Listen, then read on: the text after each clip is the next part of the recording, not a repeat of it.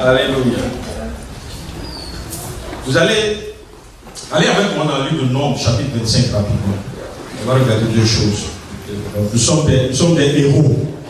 Et je crois que nous devons réaliser ce genre de choses. Nous devons savoir que nous ne sommes pas là par hasard, mais nous avons une tâche de la part de Dieu, un travail que nous devons faire pour Dieu. Et c'est sur ça que je vais parler un tout petit instant. Dans le livre de Nombres, chapitre 25, vous y êtes.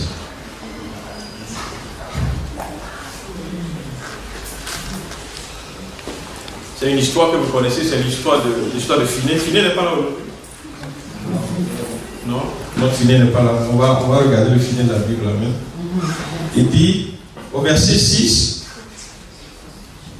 et voici un homme des enfants d'Israël vint et amena vers ses frères une Madianite sous les yeux de Moïse et sous les yeux de toute l'assemblée des enfants d'Israël, tandis qu'il pleurait à l'entrée de la tente d'assignation.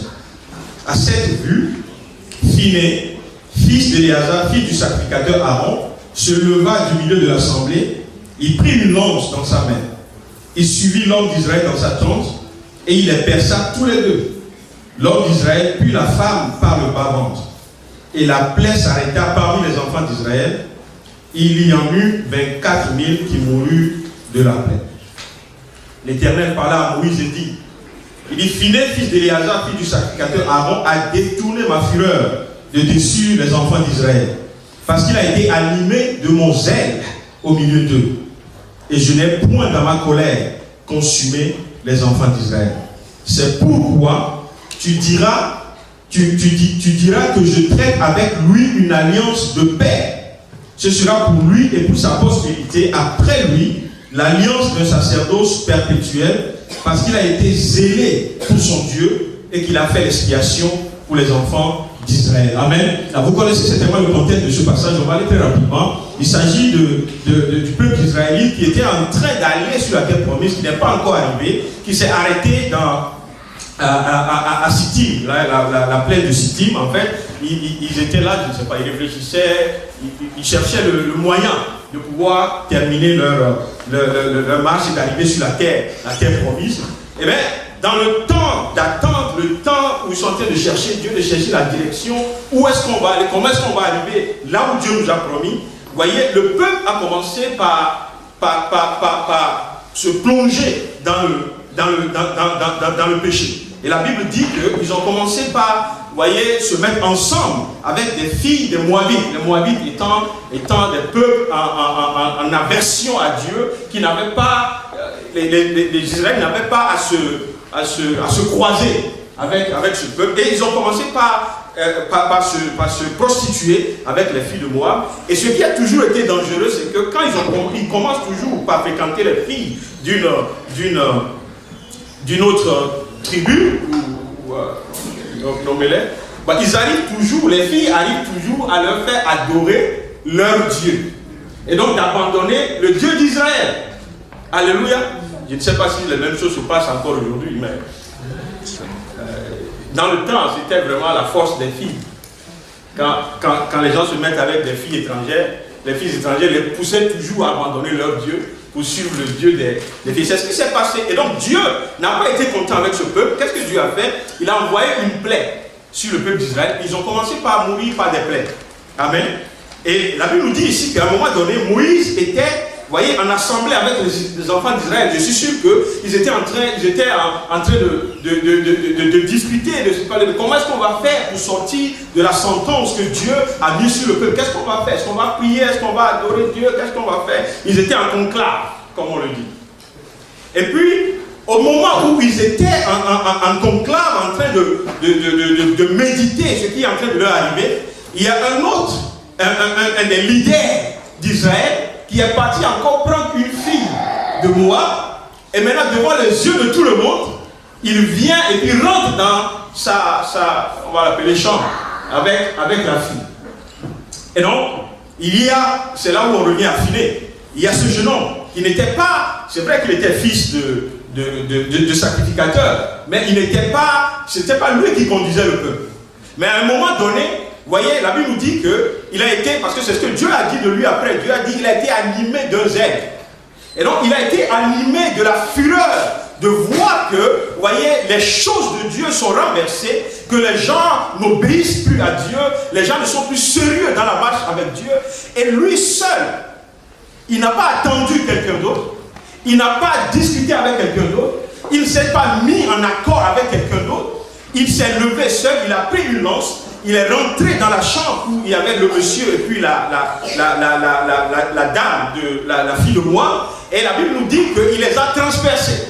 C'est-à-dire que dans son zèle, il a essayé de détruire tout ce qui est péché, tout ce qui emmenait la plaie et la fureur de Dieu sur le peuple d'Israël. Et la suite, le passage qu'on a lu, vous avez vu très clairement, Dieu a descendu, Dieu a appelé Moïse, j'aime bien dire, parce que, vous voyez, il n'a pas dit directement à Phiné que je vais faire une alliance avec toi, parce que tu as posé un acte d'héroïsme.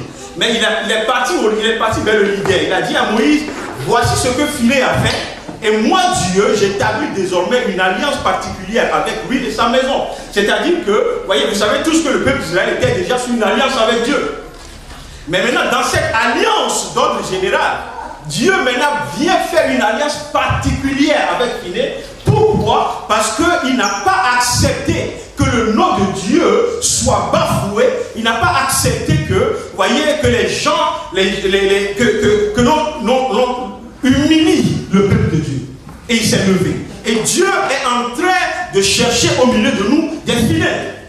Aujourd'hui, peut-être que tu n'as pas une lance pour aller transpercer. D'ailleurs, je prie que ce ne soit pas le cas, que tu sois obligé d'aller transpercer un homme et puis une femme qui sont dans une chambre, même si la porte est restée ouverte. C'est pas ce pourquoi tu es appelé. Mais le zèle de se lever pour Dieu, je sais pas, j'ai dit tout à l'heure, j'ai béni le pasteur Jean-Hugues pour le message qu'il nous a apporté, le message d'héroïsme. C'est-à-dire, vous voyez, dans la foule, dans la population que nous sommes, dans l'assemblée que nous sommes, chacun doit prendre position par rapport à lui. Mais vous voyez, tu ne peux pas attendre que ce soit l'autre qui fasse avant que tu ne bouges. Tu ne peux pas attendre, mais tu ne peux pas dire parce que l'autre ne fait pas, moi aussi je ne fais pas, ou bien j'attends que ce soit tout le monde qui se lève ensemble. Non, non, non. Chacun doit désirer une alliance particulière avec Dieu. Dieu a une alliance avec nous, une alliance d'église. Mais qu'est-ce que toi tu fais pour provoquer l'attention de Dieu? Qu'est-ce que tu fais pour que Dieu, au milieu de tout ce peuple, Dieu dit, mais c'est à cause de toi, Phiné, que je détourne ma colère de tout le peuple d'Israël. Alors qu'est-ce que toi tu es en train de faire pour nous en tant qu'assemblée? Alléluia. Qu'est-ce que tu es en train de faire dans ta chambre? Est-ce que tu es en train de dire, Seigneur, même si ça ne marche pas quelque part, je n'attends pas que tous les autres viennent. Non, non, non, moi je vais me lever, je vais intercéder, je vais jeûner, je vais prier pour que les choses changent. Je t'assure, à cause de toi seul, Dieu peut changer les choses. De la position que tu prends. Tu n'attends pas, tu dis non, parce que les autres ne font pas, parce que les... Non, non, non, non, vous voyez, ça c'est une attitude qui n'est pas une attitude de héros, comme on l'a dit tout à l'heure. Alléluia. En réalité, vous voyez l'histoire qu'il a racontée tout à l'heure, l'histoire de la... ils ont fêté la fête la dernière fois, l'invasion et tout ça. Vous voyez, quand tu vois les documentaires, c'est quand même terrible ces jeunes gens. Parce que tous les militaires qui sont partis, ils avaient quoi, les 18, 19, 20, c'était des jeunes gens qui avaient tout l'avenir devant eux. Et mais la puissance de frappe d'Hitler était telle qu'ils savaient que s'ils allaient là-bas, en tout cas, même s'ils allaient gagner, il allait avoir beaucoup de dégâts. Ils savaient. En fait, c'est des gens qui étaient préparés à aller mourir pour leur nation, quelle que soit la cause. Que la cause soit bonne ou pas, on peut en discuter. Mais la réalité, c'est que des jeunes gens qui ont de la famille, qui ont des gens qui ont tout, vous voyez, même au milieu d'eux, tu trouveras toujours une ou deux personnes qui ont fui, qui ont déserté, parce qu'ils ont eu peur à un moment donné, et puis ils ont pris leur chemin. Donc Dieu, vous voyez, nous appelle à une autre attitude ce matin. Et donc il y a deux choses, je reviens à mes deux choses que je veux partager ce matin. Je disais à certains de mes frères, je parle avec certaines, je ne sais pas quand, je parlais de l'histoire du roi d'Ézéchias. Et je dis, Dieu lui a dit, non, mets de l'ordre dans ta maison. Alléluia. Et donc, vous voyez, le message, mets de l'ordre dans ta maison, ce n'est pas seulement à Ézéchias que c'est adressé. C'est adressé à tous ceux qui veulent servir Dieu et servir Dieu avec sincérité, avec loyauté. Vous voyez, ne pas servir Dieu comme un jeu, pour se donner la bonne... je ne sais pas comment je vais dire, mais c'est servir Dieu avec sincérité. Si vous allez dans 2 Rois chapitre 20, vous le trouverez, quand Dieu a fait une sentence. Je ne vais pas aller dans ce passage, mais Dieu veut que l'on mette de l'ordre dans la maison. Et je crois que pour nous, Pierre Vivant, mettre de l'ordre dans la maison va se situer sur 2 niveaux. D'abord, il y a le travail pour lequel Dieu nous a appelés. On peut l'appeler la vision, on peut l'appeler la direction, on peut l'appeler ce qu'on est en train de faire. Vous voyez, les terminaisons, la terminologie n'a pas d'importance. Ce qui est important, c'est qu'est-ce que Dieu nous a dit de faire et qu'est-ce que nous faisons du travail que Dieu nous a confié. Jean l'a dit tout à l'heure, les francophones dans le monde pour Christ et tout ça. Ça, c'est ce pourquoi Dieu nous a appelés. Qu'est-ce que toi tu en fais là où tu es? Alléluia. Qu'est-ce que ça dit si je demande aujourd'hui? Regarde, je vais poser une question. On est en juin, n'est-ce pas? On est en juin? Yes. On est presque à mi-juin. Depuis le début d'année. Qui, au milieu de nous, Pierre Vivant, a gagné une âme au Seigneur? Sur les 6 mois. 1, 2, 3. Ok. Merci, gracias. Ok, 4. À cette allure, Christ reviendra nous trouver. Amen. Et moi, je crois que, vous voyez, amen, parce que Jean l'a dit tout à l'heure, vous voyez, il y a de la pesanteur au milieu de Pierre Vivant. Ce n'est pas parce qu'on ne peut pas. Mais je crois qu'on doit savoir que de manière intentionnelle, on doit se rendre compte que nous sommes appelés pour ça. Pour gagner des âmes, pour toucher la francophonie. Et on doit tout faire. Vous voyez, autour de nous, il y a tellement de francophones.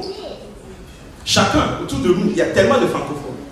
Mais je peux même retourner la question. Qui a essayé de gagner quelqu'un à Dieu, c'est-à-dire qui a partagé l'évangile à quelqu'un? Je ne parle pas de ceux qui vont dans la rue, de ceux qui sont autour de toi. Qui a cette année partagé l'évangile à quelqu'un? C'est presque la totalité. Je vais changer la question. Je vais pas tout le monde le comprend. Je vais changer la question. Qui a invité quelqu'un cette année, soit pour la cellule, soit pour l'église, soit pour un événement où la personne peut entendre la parole de Dieu et faire un choix? Ok, c'est un peu moins. Mais c'est bon. Donc il y a beaucoup de travail qui se fait, mais on doit faire plus. Alléluia. On doit faire plus. Dieu veut que nous soyons des géants, des héros. Et puis la parole de Dieu dit, c'est l'Esprit de Dieu qui amène les gens à la conviction. Alléluia. Et voyez, et donc je disais qu'on doit mettre de l'ordre dans la maison. Regardez, je vais poser une autre question. Excusez-moi, c'est un style différent. Quels sont ceux qui ici ont ce que nous appelons la liste de 3, la prière de 3, l'évangélisation de 3?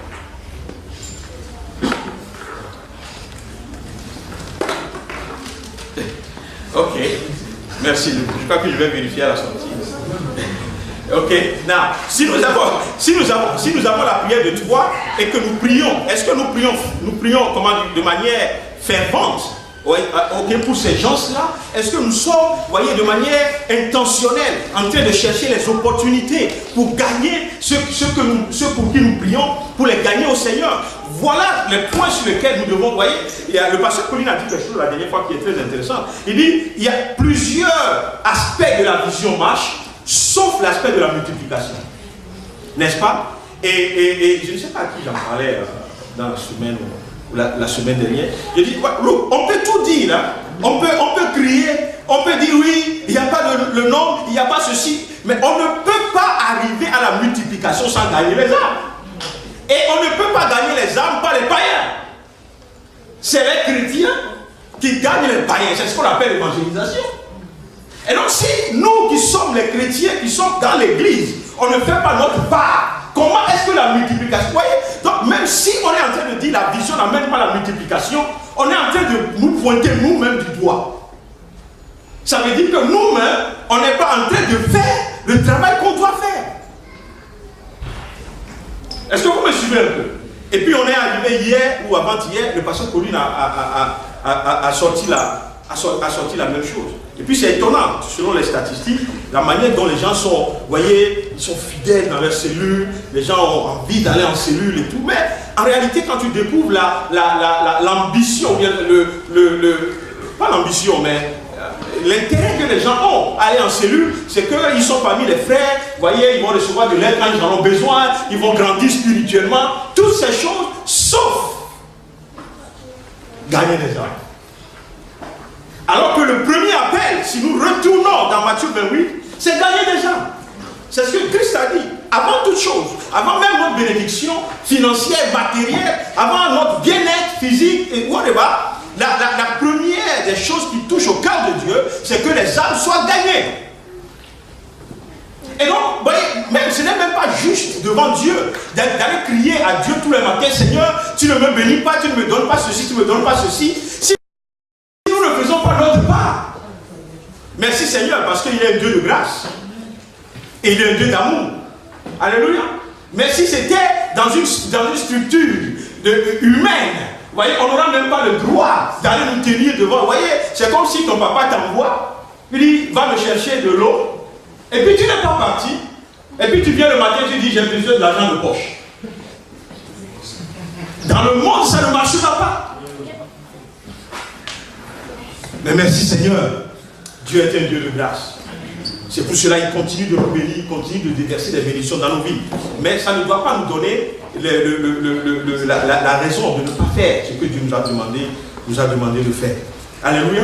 Et donc, on est en juin, comme je l'ai dit, et comme je l'ai dit tout à l'heure. Vous voyez, on va intentionnellement changer d'attitude pendant les 6 mois qui vont venir.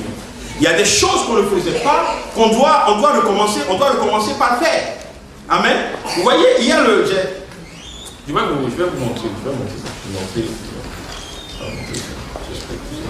Regardez.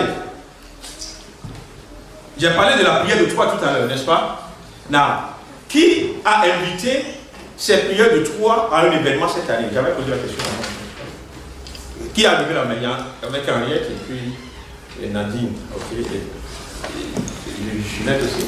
Ok. Quelqu'un de... Ah, ok. Bon, anyway. Mais, voyez, nous tous, voyez, si c'était dans un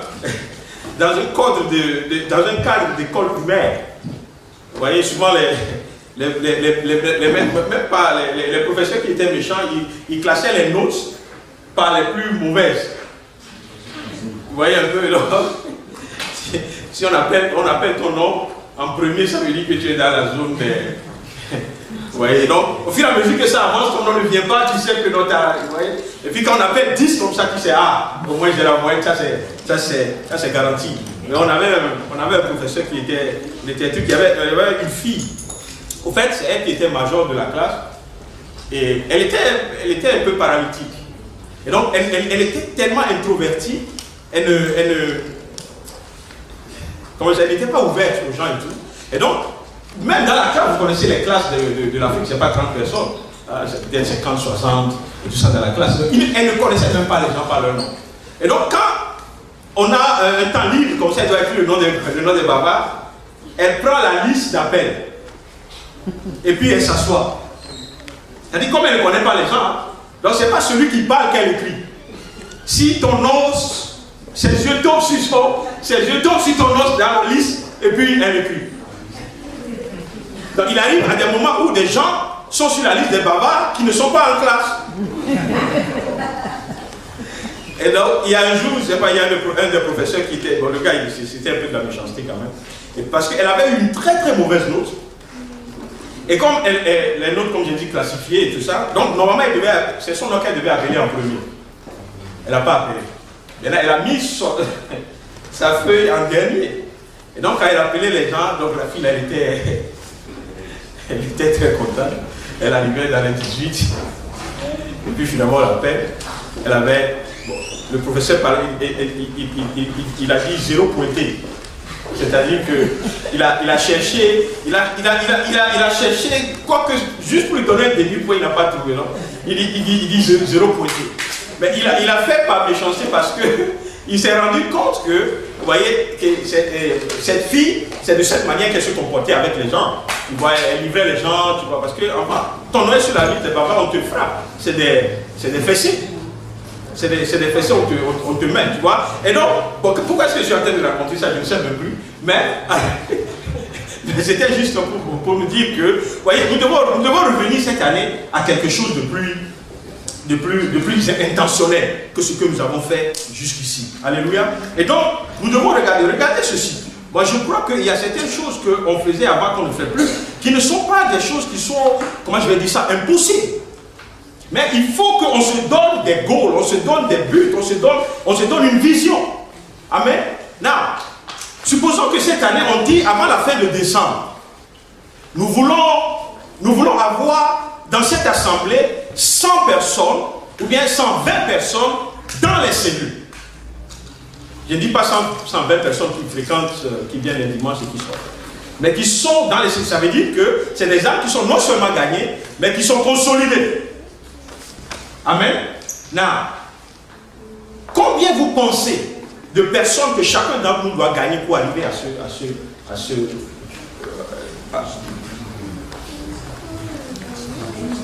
combien? Non, je n'ai pas encore parlé de cellules. Il a parlé des âmes qui doivent gagner, qui seront dans les cellules. Ok? Ça ne dépend pas du nombre de cellules. Ça dépend du nombre d'âmes qui sont gagnées. N'est-ce pas? Non. Donc je dis, supposons qu'aujourd'hui, on est 60 personnes ou 70 personnes dans les cellules. Et on veut être 120 à la fin. Donc, combien de personnes chacun doit gagner?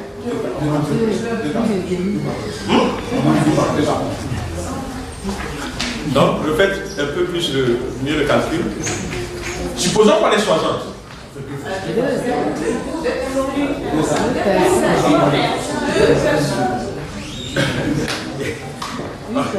Une personne.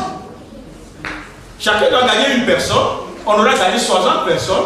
Et à la fin de l'année, on sera 120. Vous avez compris?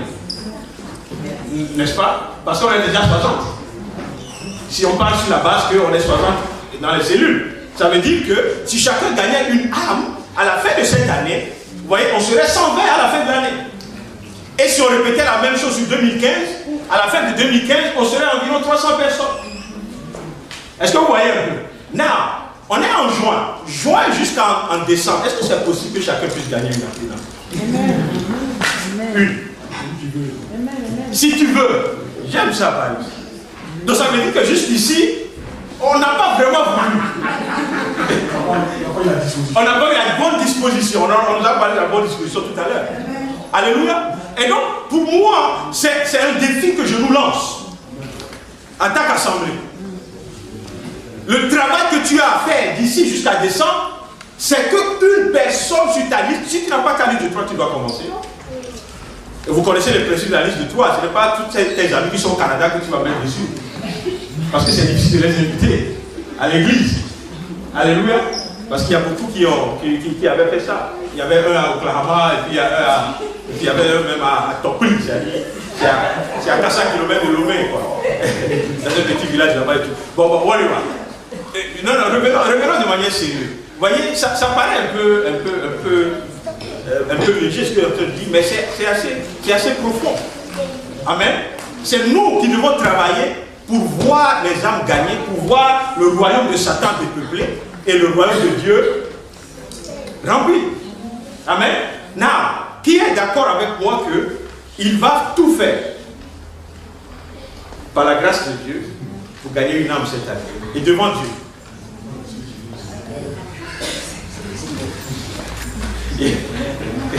Et si vite tu ne veux pas gagner une âme cette année? Bien sûr, mais bon, c'est automatique, hein? Non, mais je suis sérieux. Alléluia. Et il y a le... Ok, merci, c'est parce que tout le monde est peut-être d'accord. On va prier tout à l'heure. La Bible dit qu'on ne fait pas une promesse à Dieu sans la tenir. Ok? Mais c'est pourquoi j'ai dit par la grâce de Dieu. Ce n'est pas que, vous voyez, non, c'est-à-dire il faut que tu fasses ta part. La Bible est claire dessus. Tu as dit, tu sèmes la parole, mais c'est Dieu même qui emmène la conviction. Amen. Mais c'est le fait d'être conscient que Yes, Lord, I want to win a soul for you. Hein? Parce que c'est cette année que Colin disait, il y a not goal, but soul. Parce qu'on est... Hein? Nous autres, on est restés jusqu'à 4h du matin hier. On devait voir Drogba marquer, n'est-ce pas, Paris? Non? Oui, non? Ce n'est pas mauvais. Mais je suis en train de dire d'ici jusqu'à décembre, il faut qu'on mette jusqu'à 4h pour qu'une âme soit sauvée. Amen. Que ce soit dans la prière, il faut que cela se passe. Et je crois que cela va se passer au milieu de nous. Et donc dans les cellules, il faut qu'on s'encourage, il faut qu'on surveille ces goals. Comment on dit goal là? Cet objectif. Vous voyez, il faut qu'on surveille. Est-ce que quelque chose se passe? Est-ce que vous voyez, je me souviens, j'ai perdu mon fichier. Je me souviens que dans le passé, vous voyez, il y a des cellules, presque toutes les cellules, on prenait toutes les occasions possibles pour en faire des miracles catch. Quand il y a anniversaire, c'est un miraculous catch. Et tout le monde doit inviter les gens qui sont sur la liste de toi et toutes ces choses. Même quand quelqu'un réussit à l'université, il dit ah, ok, on va faire une petite fête, je vais remercier Dieu. Et puis ça devient une fête miraculeuse. On invite les gens. Amen. Et on ne peut pas gagner des âmes sans que ces âmes n'aient entendu parler de l'évangile de Dieu. Et donc il faut leur donner la possibilité, soit one-to-one, soit de venir dans un groupe où la parole est prêchée, soit de venir dans l'assemblée où la parole est prêchée, ou dans un événement quelconque où vous accompagnez les frères et les sœurs. Et donc c'est un défi que je veux nous lancer ce matin et que chacun se lève et chacun dise oui, Seigneur, c'est ce qu'on veut faire pour toi cette année. Nous voulons que ces âmes soient gagnées. Il y a des gens qui sont autour de nous depuis des années. Ne vous découragez pas. Il va arriver un jour où la parole va faire le même effet dans leur cœur, comme la parole a fait le même a fait dans ton cœur quand toi aussi tu as été sauvé pour Dieu. Alléluia. Et donc on doit être défilé. N'attends pas que ce soit l'autre. Non, non, non. Amen. Alléluia. Et je crois que si on part comme ça, il y a de grandes choses que Dieu nous réserve. Amen. Même les cellules, on doit avoir un objectif de la multiplication des cellules.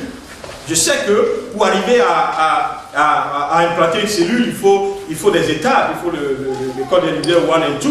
Donc ça peut se faire en 6 mois. Donc on peut se donner des objectifs, vous voyez, jusqu'à la fin de l'année ou bien jusqu'à mi-2015, il faut que chaque cellule ait une cellule fille. It's possible. Il y a même des gens qui sont déjà même prêts pour pouvoir ouvrir des cellules. N'est-ce pas? On ne va pas les nommer. Ce n'est pas la peine. Mais à cette allure, beaucoup d'entre nous on aurait besoin de recyclage.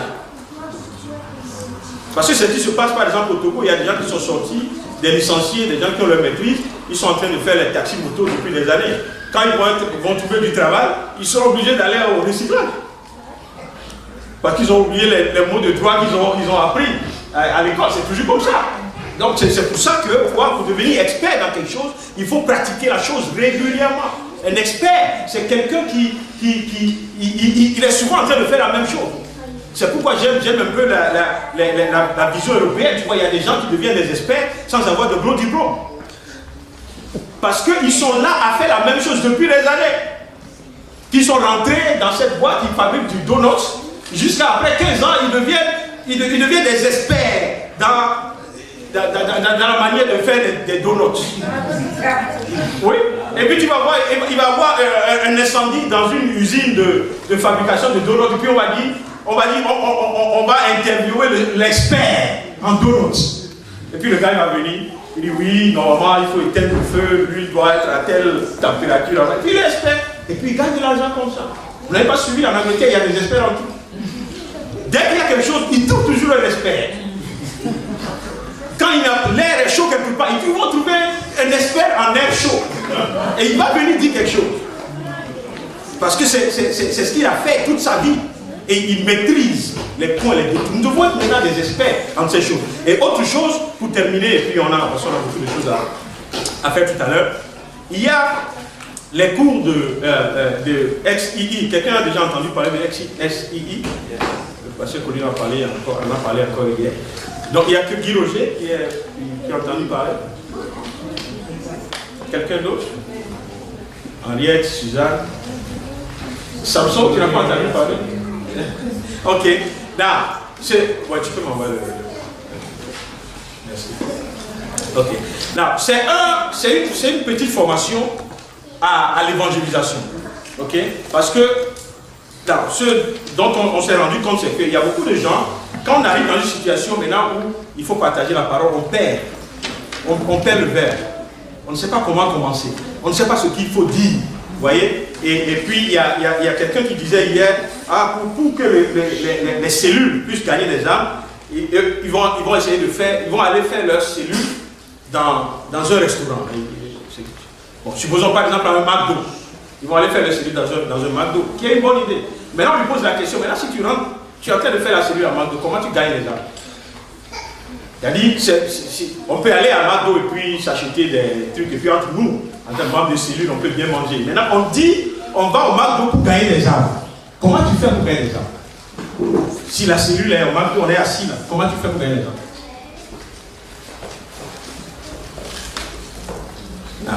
C'est intéressant si vous ne pouvez pas répondre parce que la personne même qui a proposé n'a pas pu répondre. Parce qu'en réalité, ce qu'il y avait certainement dans sa tête, c'est que quand ils vont aller au McDo, il y a beaucoup de païens qui vont venir au McDo. Mais si tu ne sais pas comment aborder les païens qui vont venir au McDo, tu vas manger avec tes amis et puis tu vas ressortir. Et tu ne parleras à personne.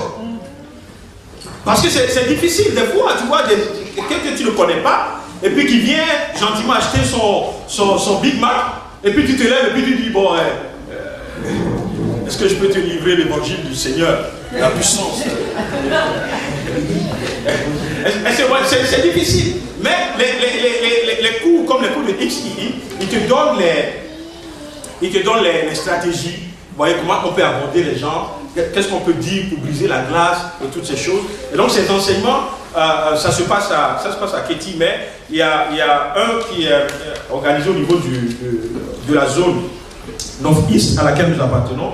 Donc j'ai demandé à 3 ou 4 de nos frères et sœurs d'y participer. J'espère qu'ils vont pouvoir le faire. Comme ça, eux vont revenir maintenant pour nous montrer, parce que je ne crois pas qu'on peut envoyer tout le monde pour suivre ce cours à cause de l'emploi du temps des uns et des autres. Et donc ceux qui sont, mais si quelqu'un est intéressé, c'est sur 2 jours en fait, c'est un vendredi soir et puis la matinée de samedi. Donc si quelqu'un est intéressé, il peut me voir, mais il y a 4 personnes qui ont été recrutées pour aller apprendre et venir nous enseigner.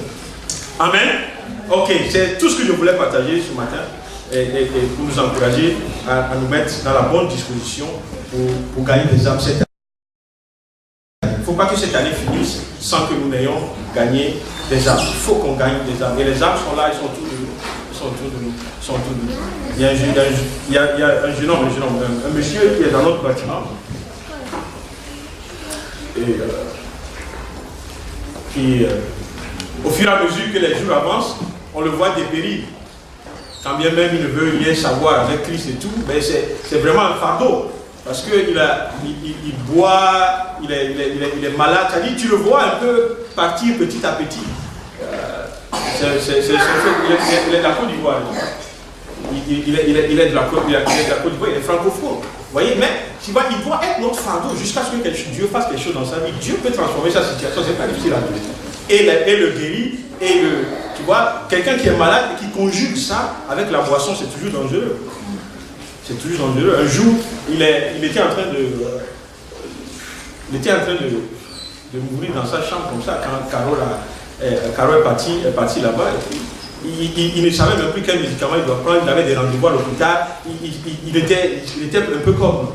Il ne savait pas. Donc il faut maintenant appeler l'ambulance ou bien le GP pour lui, toutes ces choses. Mais il y a plein de gens comme ça autour de nous qui ont besoin du Seigneur pour que leur vie soit transformée. On ne peut pas rester, on ne peut pas ne pas faire quelque chose pour eux. Il faut qu'on se lève et qu'on partage la parole de Dieu. Amen. On va se tenir debout et on va prier, on va juste dire à Dieu, vous voyez, la décision ou bien l'engagement qu'on a pris ce matin de gagner une âme pour le Seigneur.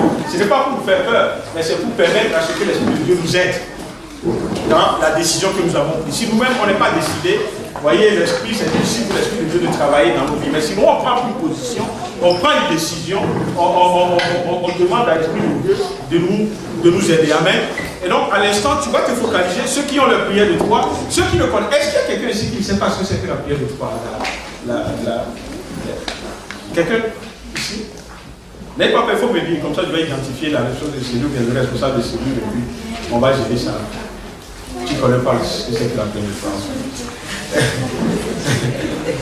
Et il y a quelqu'un, ne regardez pas pour responsable des cellules. Hein. Juste, si vous ne savez pas ce que c'est, vous n'avez jamais fait ça, vous n'êtes pas dans un groupe de 3, vous ne priez pas pour la liste des 3 pour les âmes. Juste, je veux voir votre main. Si vous êtes dans une cellule. Donc tout le monde est au courant. Ok.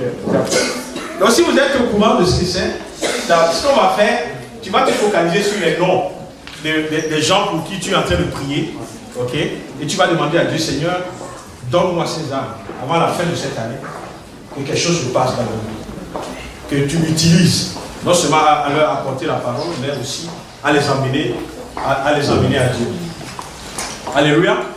Est-ce qu'on peut prier? Vas-y, focalise-toi sur ces trois personnes, même si c'est plus de 3. Si c'est une personne, focalise-toi sur cette personne. Et dis, Seigneur, je crois et je sais que tu es mort à la croix pour cette personne aussi. Je sais que tu es mort à la croix pour lui. Et ta volonté, c'est qu'il vienne à toi. Donc je prie, Seigneur, ce matin, que tu ouvres une opportunité devant moi, tu permettes à ce que cette personne soit touchée par l'évangile et que son cœur reçoive la plénitude de l'évangile et que le salut entre dans sa vie, le salut entre dans sa maison, le salut entre en lui. Au nom de Jésus-Christ. Au nom de Jésus. De la même manière que ta famille, ton entourage, tes amis de longue date, ils ont besoin du Seigneur. Ceux avec qui tu as été, avant que tu les as laissés dans le monde. L'appel pour toi, c'est de retourner, les tirer avec toi. Alléluia. Les tirer hors de l'eau. Amen. Le jour où tu as donné ta vie au Seigneur, tu ne peux pas dire au Seigneur, Seigneur, attends, il faut que l'autre aussi, c'est mon ami, il faut qu'il vienne avant. C'est un peu comme 2 personnes qui se noient. La première, tout le monde veut arriver au bord de la rive rapidement. Mais après, tu penses à celui qui est là. Et tu dis, comment je vais faire pour le sortir aussi de là, au nom de Jésus-Christ. Alléluia. Est-ce que vous avez compris? Amen. Non, si tu crois que le Seigneur a écouté ta prière, bénis le Seigneur pour la vie et le salut de cette personne. Au nom de Jésus-Christ. Appelle la personne par son nom et dit, Seigneur, je bénis ton nom pour tel frère, pour telle soeur. Je sais que tu vas l'amener au salut. Et le jour du Seigneur, tu te réjouiras avec cette personne parce que tu auras servi entre les mains de Dieu à amener le salut dans la vie de cet homme et de cette femme. Nous te bénissons, Seigneur. Au nom merveilleux de Jésus-Christ. Amen. Amen. Ok.